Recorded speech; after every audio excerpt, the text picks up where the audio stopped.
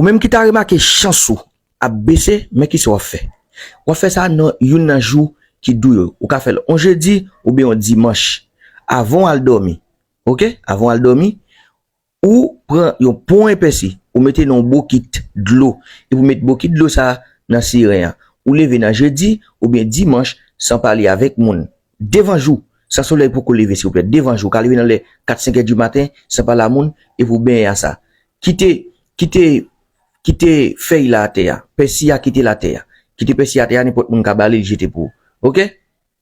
n'a vinn dim ça nous ay bobo très simple parce qu'en pile moun dim recette un petit peu difficile parce qu'en pile moun à étranger Dieu va ka faire mais ça m'ba li pour toute catégorie moun ay bobo ou même qui t'a remarqué chansou a baissé mais qui soit fait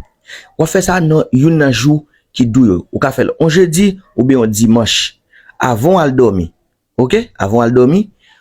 ou prend un pont épaissi ou mettez dans bokit de l'eau et vous mettez bokit de l'eau ça dans siren ou lever dans jeudi ou bien dimanche sans parler avec moun devant jour ça soleil pour qu'on lever s'il vous plaît devant jour quand lever dans les 4-5 heures du matin sans parler à moun et vous bien à ça quitter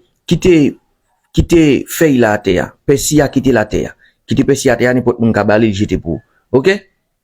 n'a vinn dim ça nous ay bobo très simple parce qu'en pile moun dim recette un petit peu difficile parce qu'en pile moun à étranger Dieu va ka faire mais ça m'ba li pour toute catégorie moun ay bobo